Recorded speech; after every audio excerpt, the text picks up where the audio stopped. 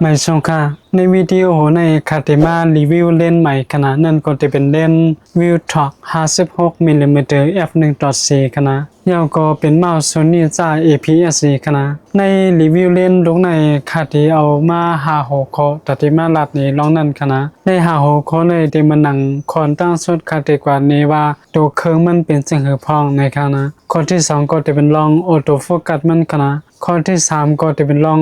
ตั้งกว้างตั้งแก็บเลนมันจะเป็นมอกาหือในขณะยาวก็ข้อที่4ก็จะเป็นลองตั้งเว้ายาวก็ตั้งแสงมันจะเป็นมอกาหือในขณะยาวก็ข้อเล่นสุดก็จะเป็นลองกดว่าเฟรว่ายาวก็ลอง chromatic aberration ว่าจะนั้นขณะจะเป็นจังในเฮาอันกันกว่าด้วยขณะตอนตาข้างตอนนั้นตั้งสุดเฮามาด้วยตัวเครื่องที่เลนมันให้ก่อนขณะว่าหางผางมันเป็นหือพองในขณะสำนักเฮาได้อันที่ไหนขนาดเมาส์อันนั้นก็จะเป็นเมาส์ Sony ขนาดอันนั้นก็จะเป็นเครื่องหมายว่ามันมีออโต้โฟกัสในขนาดแล้วก็ที่นี่เป็นฮู้เซฟอันนั้นมันขนาดสังว่าเฮาใครอัปเดตเฟิร์มแวร์ที่เรียนมันปานใดก็เฮาจะได้เซฟสายแล้วก็อัปเดตในคอมขนาดทางหลังได้ที่มีหมอกกันได้ขนาดพอที่ด้วยหิมขอบในเฮาจะได้หันว่ามันมีหนังสังเสียดขนาดนั่นแปลว่าเล่นตรงในมันเตรียมขามนำขามฝนได้ขนาดเพราะว่าเม็ดฝนตกใส่วัสดุให้สติอีกหนึ่งขณะตอนที่ในเฮาจะได้หันว่ามันเต็มไว้เป็นอีเมาในขณะแล้วก็ที่ไหนได้ก็จะเป็น aperture ring ในขณะที่ล่าสุดก็ที่ปั่นตอนตา f stop นั่นนะสังว่าไว้ก็เขาใครกว่าปั่นขึ้นปั่นลงในกองถ่ายพวกไหนเฮาก็ปั่นที่ในกำเหลวไรขณะพวกเป็นเล่นซ่าออกใหม่ในพวกไหนพวกมีจังไหนในที่เป็นเล่นซ่านกะคันใหญ่มันอีกหนึ่งขณะแล้วก็เพราะว่าปั่นกับปั่นมาในที่มีเสียงขณะก็การในมันมีเสียงขณะเฮาได้เลยยินเสียงหมวกกันได้ก้อยขนาดเฮาได้เลยหันว่าที่ไหนเตรียมไว้ f1.4 ตัวถึง f16 ขนาดอย่างนั้นในเล่นดูในเฮาได้ลงเตรียมไล่ f กว้างสุดก็ f1.4 ขนาด f แคบสุดก็จะเป็น f16 ขนาดเพราะว่าเฮากว่าตีนเป็นตัว A ตัวแรงๆในเฮาได้เลยขึ้นลง f stop ในกองไทยขนาดก้อยก็เพราะว่าเฮาปั่นกว่าตีนเป็นตัวหมายนับว่าจังได๋เฮาได้เลยขึ้นลงที่ในห้างก้อยเฮาขนาดเฮาปั่นกว่าตีเลยก็ f stop ที่เป็นกระนานขนาดที่ในก็เฮาก็ได้เลยหันเตรียมไว้ว่าเป็นวิวท็อกในขณะที่ในก็มันติดเตรียมไว้เป็น AF ก็เป็นออโต้โฟกัสนั่นขณะ56 มิลลิเมตรขณะตั้งจำตั้งไกลมันแล้วก็ f1.4 แล้วก็เป็นตัว E ขณะ E ก็ E เมาส์นั่นขณะเฮาได้หันว่าพาอันไหนมันติดใครมันจะหนังเล็กไว้ขณะ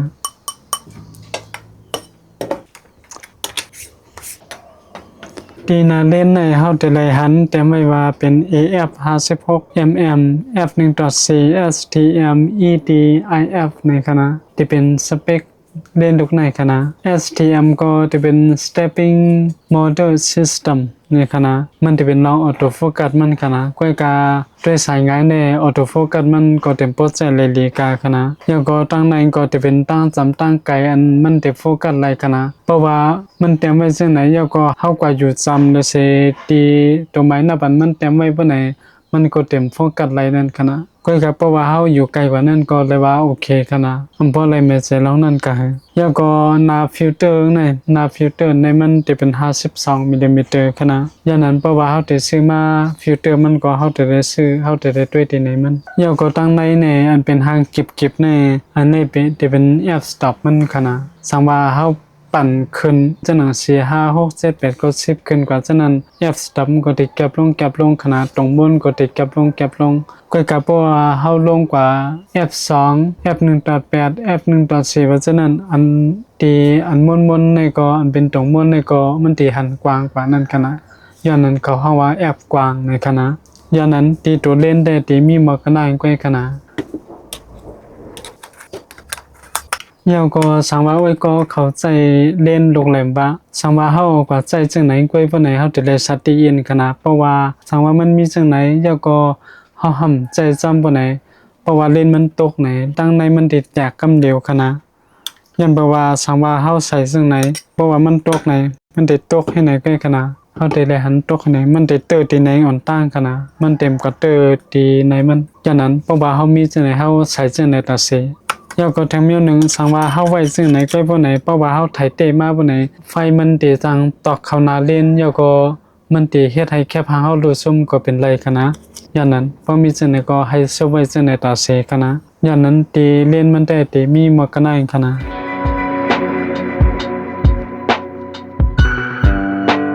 กำในเฮาอันกันสามารถด้วยแทงลองออโต้โฟกัสลองเล่นลูกในคณะเพราะว่าลาลองออโต้โฟกัสในการถ่ายแคปหางได้มันได้จะไหลลีมัก80%ในคณะเพราะว่าเฮาถ่ายโยโย่ย่อก่อมใจมือมีก้นตรงหนึ่งก็ไว้ๆฉะนั้นได้ออโต้โฟกัสมันได้จะไหลเร็วคณะก้อยกับเพราะว่ามีก้นตรงหนึ่งก็ไว้ๆฉะนั้นก้มหน้าแฮนกว่าตั้งซ้ายตั้งขวาบ่ไหนโฟกัสอันไหนมันได้เว้าเป็ดกำเดียวคณะอย่างนั้นโฟกัสมันได้สร้างผิดเปิงมานั่นค่ะนะยอก็แทงลองนึงก็ได้เป็นลองการไถกลางคำค่ะนะเล่นลูกในว่าดีกว่าเล่นลูกในก่อนค่ะนะยันเพราะว่าเล่นลูกในเพราะว่าเฮาเยิงกว่าตีอันใครรับสีอีอันลองอย่าในกลางคำค่ะนะโฟกัสมันติผิดเปิงพี่ซ้ำว่าเฮาเยิงกว่าดีๆในเซตาก็โฟกัสมันเต็มเข้าค่ะนะจะเป็นย้อนทางได้ค่ากำฮู้ค่ะนะย้อนนั้นอันนี้เฮาจะได้สติอีกหนึ่งค่ะนะเพราะว่าเฮากับไถกลางคำอันนี้ที่จะมีปัญหาลองออโต้โฟกัสเมื่อกลางคำกันนะอย่างนั้นพอที่ให้รัดป๊อดลองออโต้โฟกัสในการถ่ายแคปหางได้มันติดจะเลยดีมัก80%ในขณะกำในเพราะว่าเฮามาได้ลองออโต้โฟกัสในการถ่ายวิดีโอบ่ไหนอันนี้หลายว่ายามเลยช่วยเราคณะจำหนังคายามใจเล่นมาย้อนบอกว่าโฟกัส breathing มันใครหาวแห้งไว้กันนะเหมือนจะหนังวิดีโอป้นในข่าวเล่นลงในกว่าไทยกำนำกันนะเหมือนจะหนังเมื่อคานางไทยนั่นคาตั้งกองไว้ไทยเฮาได้แลหันตั้งคางคาโฟกัสใกล้ๆจันเข้าจันออกจังนั้นกันนะย้อนนั้นอันนั้นเป็นย้อนข่าวเล่นลงในไทยกันนะกำในคาลายเลียนด้วยกันนะว่ามันสิเป็นซึ่งกำในคาก็ลายเล่นมาหลีงามคณะอันนี้ก็จะเป็นเล่นอันคารีวิวกับปัดป่นคณะโอ้ยก็เขาซ้ำด้วยเอาว่าออโต้โฟกัสในการถ่ายวิดีโอมันเหมือนหือในคณะยันบอกว่าจำหนังลองตรวจสอบค่ะได้เล่นดูในระหว่างยามเดี๋ยวเปิ้นเอาคณะในการถ่ายวิดีโอยันบอกว่าวิดีโอพวกในกำนำคาเดียวเล่นดูในถ่ายคณะออโต้โฟกัสหิมขามันก็เตเขาออกมันเดมันนั้นคณะได้ว่ามีซ้ำได้เสียอีกคณะในการถ่ายวิดีโออย่างนั้นคาถ่ายไล่คือก็เป็นสมาไล่กว่ามาย่อก็ปิกกัมย่อก็สังได้เปิดมาย่อก็เต็กไถในก็มันตึกเหมือนเก่าที่คณะออโต้โฟกัสมันอันนี้มันแต่มีปัญหาโฟกัสนั้นก็จะเป็นย้อนลองว่ามันนำได้อัปเดตก็สร้างเป็นไรคณะเพราะว่าก็เขาได้ซื้อมาย่อก็เอาเล่นดูในก็ถ่ายวิดีโอแต่ค่า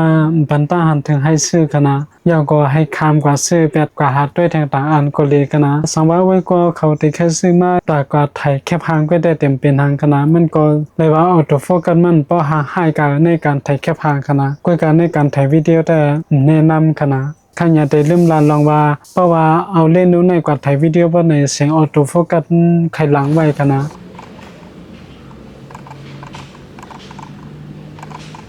พอได้มาพบแก็บในลองออโต้โฟกัสมันบ่ใน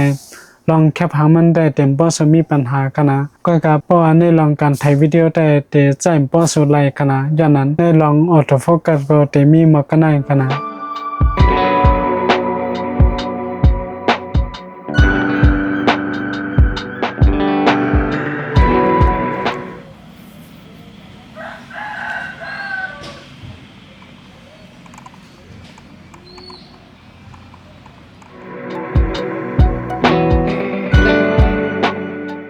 เฮาอันกันสามารถด้วยแทงลองตั้งกวางย่อก็ตั้งไก่มันคณะเล่นลงได้ที่เป็นเล่นตายคณะปกติให้เราเสก็มันจันเข้าจันออกได้นั่นคณะย่อก็แอปสต็อปก็จะเป็นแอปตายป้าคณะ56มิลลิเมตรในปกติแต่กันตั้งฟูลเฟรมบ่ไหนมันจะอยู่ที่85มิลลิเมตรคณะเพราะว่าดีกรีด้านกว้างมันได้ก็ที่อยู่มัก28-29ดีกรีในก็คณะเลยว่าแก็บไว้คณะย้อนนั้นสมมติว่าก็เขาใครซื้อมาย่อก็เอากว่าไทยซ้อมมันจะหนังไทยเป็นหมู่เป็นจุ่มว่าจะนั้นได้แนะนำคณะย้อนเพราะว่ามันได้หันแก็บเฮาได้ชอกไกอีกนึงคณะย้อนนั้นเฮาได้ด้วยตีมันให้ก่อนย่อก็สังไกไทยคณะเพราะว่าไทยซ้อมก็นำจะนั้นได้เต็มปอดแลบคณะมันได้แลบตอนตัดไทยก็เร็วย่อก็ให้มันเว้าหลังดีๆฉะนั้นก้อยคณะมันติดแลบตอนตัดฉะนั้นสามารถก็เขาได้ใจมันจะน่าเล่นฟูลเฟรม85มิลลิเมตรพวกไหนมันก็เต็มเป้าเปิดห่างกันขนาดตั้งจำตั้งไกลมันเพราะว่าตั้งจำตั้งโฟกัสมันสังว่าเป็นมิวโคคอมจะหนังเล็กๆตัดหน้าก้อยพวกไหนได้ขยับมักสอกไปคณะเพราะว่าให้มันโฟกัส ก้อยกาสังว่าเป็นก้นบ่ไหนแต่โดดอยู่ไกลหมอก3ศอกในมันจังไกลโฟกัสกันนะสังว่ามันจำเลยเส้นนั้นมันเต็มโฟกัสมันเต็มเข้าแล้วกันนะสังว่าโอ้ยก็เขาใครซื้อมาเยาวกว่าไทยก้นก็2ก็เยาวกว่าให้มันเว้าหลังได้ดีเส้นนั้นบ่ไหน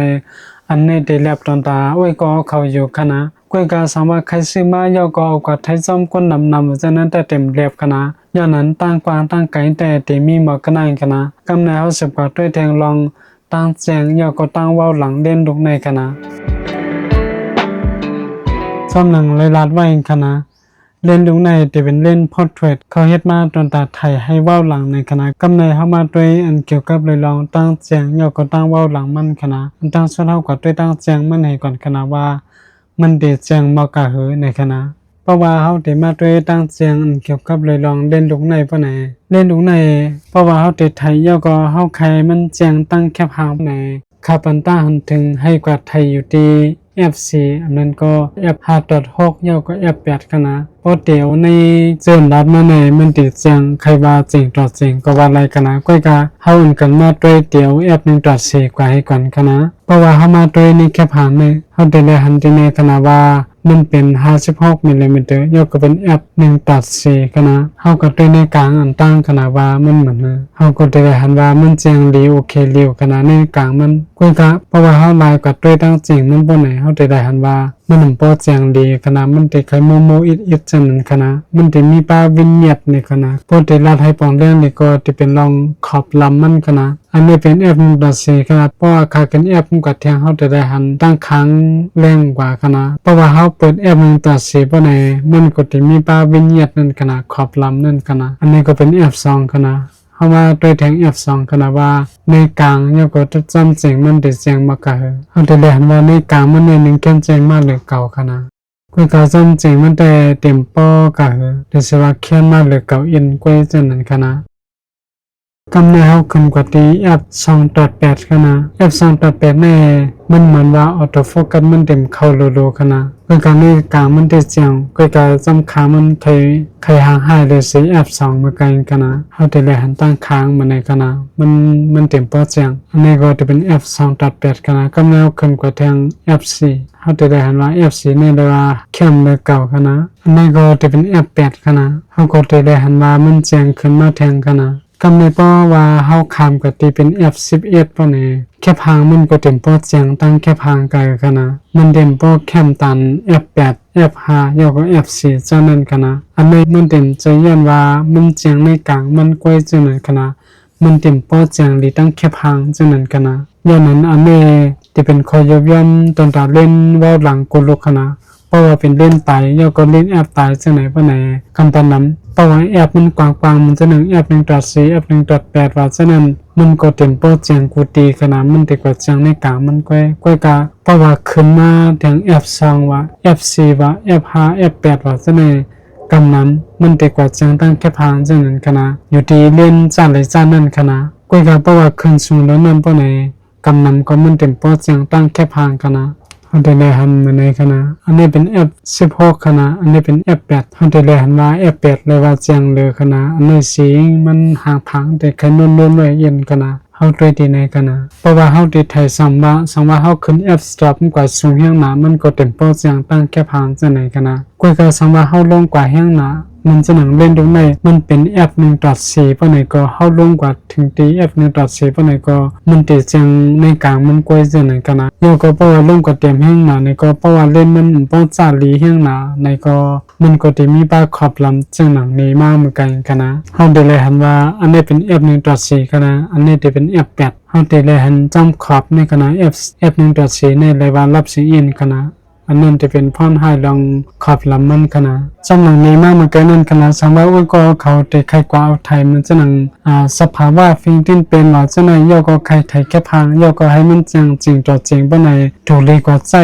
F2 ก็เลยว่าจังดีขนาดจริงต่อจริงโยก็ขามาถึง F4 F5 โยก็ F8 ขนาดใน 4F stop เนี่ยมันได้แจ้งจริงตัวจริงขนาดยาก็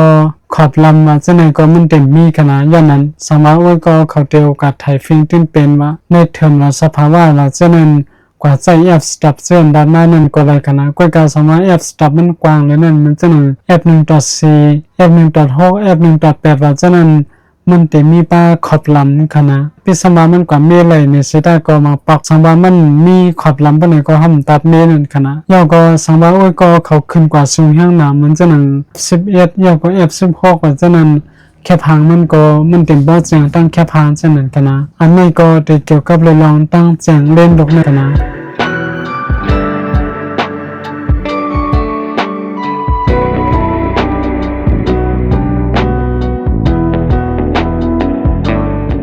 กำในเฮาอันกันสิบกว่าด้วยทางลองเว้าหลังมันว่ามันถึงเว้าเลยเมากะหือในคณะอันตั้งสุดเฮาอันกันกว่าด้วยดีแอป11ดีกว่าคณะเฮาก็ได้หันเต็มไว้ที่ในคณะจำหนึ่งปักปึงลองแอปสต็อปคณะสังว่าแอปสต็อปเฮาขึ้นสูงปานใดลองเว้าหลังก็มันเต็มป้อมีคณะเฮาได้หันว่าแปลกเว้าเนี่ยมันก็เต็มป้อเว้าคณะเฮาตึกหันรีวคณะอย่างนั้นอันนี้ก็จะเป็นแอป11คณะกำในเฮาลงมาที่แอป8คณะเฮาก็ได้หันวางเว้าขึ้นมาอีกหนึ่งอันนี้ก็จะเป็นแอป5.6คณะสำหรับไว้ก็เขาอยู่ไกลแห่งหนาปานไหนมันก็เต็มเป้าเว้ากาคณะกว่ากะเพราะว่าเฮาไทยให้มันเว้าหลังว่าซะแน่เพราะว่ามันไกลแห่งหนาหันตั้งตัวปานไหนลองเว้าหลังมันก็เต็มเป้าเว้ากาสำหรับไกลต่างๆก็ได้เต็มเป้าเลยแม่ใจลองตั้งเว้ามันคณะย่อก็ต้นหลังมันติเข้ามาสู่จำก้นอินคณะเพราะว่าเรียนมันจันไกลอีกหนึ่งเฮาก็ได้หันว่าอันนี้อยู่ที่แอป5.6คณะอันนี้เลยว่าใครอยู่ไกลไว้คณะใครอยู่ไกลมักสามว่าในคณะสังว่าเมียวป่นหลังเฮาอยู่ไกลเมียวเฮาไถบ่ไหนมันก็ตึงเตเว้าปันคณะ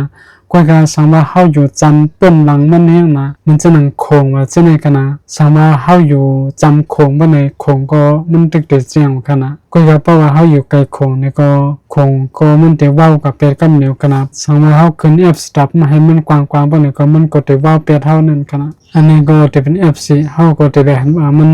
แปลกว่ามันเว้ากันได้ๆคณะอย่างนั้นเกี่ยวกับเลยลองเล่นจะไหนสังว่าแอปสต็อปเต็มจะไหนตั้งแจงมันได้กว่าแจงเตียนโฟกัสมันเข้าก็ขนาดเพราะว่าโฟกัสมันเข้าเต็มแจงขนาดอันนี้เฮาได้หันว่าโฟกัสมันเข้าตีนาขนาดเฮาได้หันว่าจำตัวนี่มันได้เว้าเป็ดกำเดียวขนาดอย่างนั้นเฮาได้ฟังสติด้วยตาสิอันนี้ก็เป็นแอป2.8ขนาดอันนี้ก็เป็นแอป2เฮาก็ได้หันว่าแปลกวางโคงจะไหนไข่หายกว่ากำพองขนาดลองมาตีอันโฟกัสมันในแจงมากะเหินนั่นอยู่ที่ว่าควอลิตี้เล่นก็ป้าขนาดเพราะว่าควอลิตี้มันป้อดีปานไหนก็มันก็เต็มป้อแจงกะเล่นดูในแต่ก็ตีอยู่ปานกลางขนาดลองควอลิตี้มันเพราะว่าเป็นเล่นจ้าในวันไหนแต่ก็มันก็เต็มป้อดีกะเฮนั่นเพราะว่าเล่นดูในเขาเฮ็ดออกมาหลายๆปีขนาดเคยมัก4-5ปีขนาดควอลิตี้มันก็เต็มป้อดีตันจ้าออกใหม่มาแล้วอันนี้ก็จะเป็นแอป1.8ขนาดอันนี้ก็จะเป็นแอป1.4เฮาได้หันว่าปุ่นหลังนี่เลยว่าไฮกว่าใครว่า 80% เอาขนาดอันนี้เป็นตีมันโฟกัสขนาดอันนี้เป็นตีนำโฟกัสมันการใจเล่นอันมีแอปสต็อปมันกว้างปานไหนเฮาก็ได้สติกว่านั้นเฮาไถป้ากันนะสังว่าเฮาเอาเม็ดโฟกัสมันกว่าโฟกัสไปต่างตีมันจะหนังจำหน้าออกเขามันก็จำหูเขาว่าจะไหนหน้ามันเต็มโฟกัสก็เป็นไรขนาดอันนั้นเฮาได้ฟังสติอีกนึงเฮาได้หันมาลองเบ้าหลังมันได้ห้ำตับลงไม่ใจขนาดเฮาได้กดเตกเลย TFC ขนาดอันนี้เป็น F 1.4ขนาดเฮาได้หันมาเปิ้นหลังมันเนี่ยมันเปิงกันขนาดอันนี้ตีใครหายกว่ามั่วดอกอันนี้ก็ตึงหิวขนาดอย่างนั้นการใจเล่นเว้าหลังไทยก้นให้มันเว้าหลังนั้นมันก็เต็มป้อหยาบขนาดก็เลยเสียว่าเฮาได้ฟังสติลองโฟกัสมันก้อยขนาดเพราะว่าโฟกัสผิดที่มันปานไหนเฮามีสั่งเลยสิเมียวขนาดอันนี้ก็จะเป็นลองตั้งเว้าอันเอาเล่นลูกในไทยขนาดสำหลังนี้มามันก็ในขนาดเพราะว่าลองตั้งเว้าบ่ไหนเฮาได้ด้วยลองตั้งจำตั้งไก่ก้นอันเฮาไถป้าขนาดสังว่ามันไก่แห้งหนาป่นปานไหนก็ลองเว้าหลังมันก็เต็มป้อกายขนาดมันจะหนังว่าเฮาไถตั้งโตว่าจังได๋มันก็เต็มป้อว่าไหลลีตันเฮาไถครึ่งโตขนาดสังว่าเล่นมันเป็นซ่าเล่นอันไก่เลยนั่นมันจะหนังปาก35 F1.8 ว่า F1.4 ว่าจังนั้นจากนั้นก็เตเว้าไหลลียก็พิสมัติไถตั้งโตก็มันตึกเตเว้าไหลลีขนาดยันเพราะว่าเล่นมันจันไก่นั่นขนาดยก็แปลกวางก็เกี่ยวป้าขนาดสังว่าเฮาอยู่จำแปลกวางปานไหนแปลกวางมันก็เต็มป้อเว้าไหลลีสังว่าเฮาอยู่ไกลแปลกวางมันปานไหนแปลกวางมันก็ เดี๋ยวเว้าปันอีกหนึ่งคณะอันนั้นก็เกี่ยวกับเลยลองเล่นอันเข้าใจป้าคณะย้อนนั้นลองตั้งแจงแค่พางในตั้งเว้าแค่พางป้อนไหนแต่เตมีหมอกกันไหนคณะ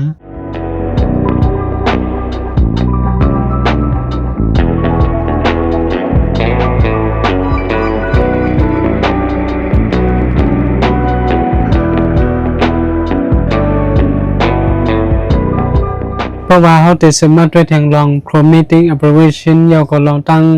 กดไลเฟมันอันเอาเล่นตรงในไทยเพราะในลอง chromatic aberration ได้ใครว่าแก้มไว้กันนะเขากำมาด้วยแค่พังอันนี้กันนะเขาแต่เลยหันว่ามันเป็นเส้นในหมดกันนะย้อนนั้นเพราะว่าเขาไทยเสียไม่มีเสียว่าอันลองอย่างในลองฟิงเทนเป็นกันนะต้นไม้ต้นตอกว่าเส้นในคณะมันจะเป็นเส้นในคณะย้อนนั้นเลยฟังสติเพราะว่าเอามาไถก้นก็ได้เต็มเพราะมีปัญหาคณะก้อยกามันมีเทียงรองหนึ่งคณะสังว่าไว้ก็เขาไถยาวก็ไฟตั้งหลังมันป้อเฮียงแต่ก็มันเต็มป้อสุหันคณะเอาแต่เลยหันจอมกิ่งไม้แห้งเส้นในคณะย้อนนั้นเพราะว่าเกี่ยวกับเลยลอง chromatic aberration อันนั้นก็ค่อยสีนี่แต่ก็ได้มีหมอกกันไหนคณะอันเฮาแต่เลยฟังในเฮาแต่เลยฟังมือเฮาไถแคบหางสู่กลางวันกันนั้นก็คณะก็กับว่าไฟตั้งแรงมันป้อเฮียงก็คือนี่แต่ก็เลยว่าได้รอดอยู่อีกหนึ่งคณะ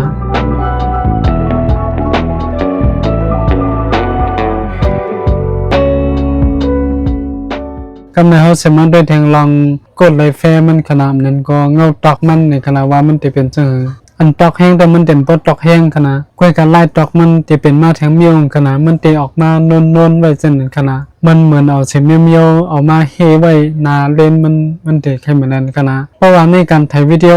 มันก็ได้แต่ละใจลองจังนั้นขนาดก้อยกาเพราะว่าในการถ่ายแคบหางแต่ก็เฮาแต่ละสติอินขนาดยังแปลว่าเพราะว่าเฮาถ่ายแคบหางเสถิติสู่กลางวันจังนั้นนากว่านั้นเฮาไถมันได้จังโมเป็ดก็เป็นไรกันนะย้อนนั้นลายนั้นเฮาได้สติอินกันนะเฮามาด้วยแค่พังอันนี้กันนะมันจะหนังแค่พังผาในกันนะเพราะว่าเฮามาด้วยโลกกลางวันแต่ก็ไฟมันเต็มเร่งแห้งเหมือนจะหนังเล่นอันป่นกันนะก้อยกามันติไข่โมกันนะซอมหิมแคบมันเลยยาวก็มันติมีปลาควายสีปลากันนะเฮาได้ฟังสติมือเฮาลงแอปสต็อปถึงF1.4 ว่า F1.8 ว่าจะนั้นกันนะเพราะว่าเฮาลงแต้มบ่ไหนลองเงาตอกมันติไข่โมกันนะก็ก็เพราะว่าเฮา F stop มันขึ้นสูงอินแต่เต็มบ่มีปัญหากะกันนะเพราะว่า F stop เฮาลงแต้มอีกนึงยอก็ไฟมันก็ไข่แรงอีกนึงบ่ไหนแต่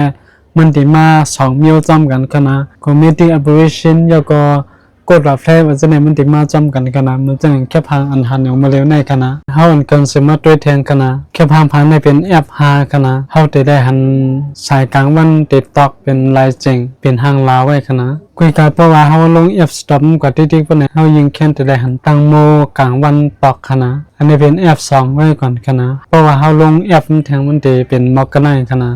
เพราะว่าเป็นลองกดไลเฟยก็ chromatic aberration ในลองห่างให้มันก็เต็มป้อเปิดห่างกันกันนะเพราะว่าเฮาไทยปุ่งมันก็ยาวก็เต็มกว่าไทยตอกสู่กลางวันฉะนั้นก็ได้ก็ได้แค่ว่ารอดแล้วกันนะ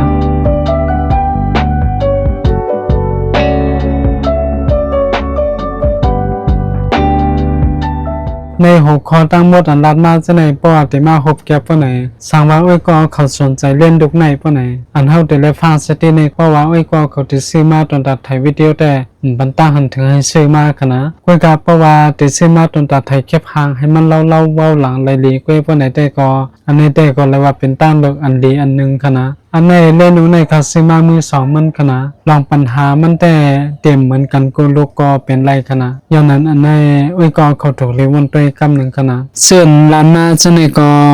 ที่เป็นข้อลีเลยเขายบย่ำซ้ำหนังคายามยิ้มมาอย่ากดตุทบมากกว่ากันนะลองต่างเจอแต่ที่เป็นยันว่าข้ามไปเลยใจด้วยให้มันเตะโตหรือดีงามก็ที่สามีกันนะยันนั้นสังว่าอ้อยก็เขาสนใจเล่นจะไหนบ่ไหนซ้ำกว่ายิบด้วยซ้ำด้วยเหตุก่อนอย่าก็ต้องได้ชื่อกันนะเพราะว่าลองรีวิวเล่นตรงในแดที่มีมากันไหนกันนะ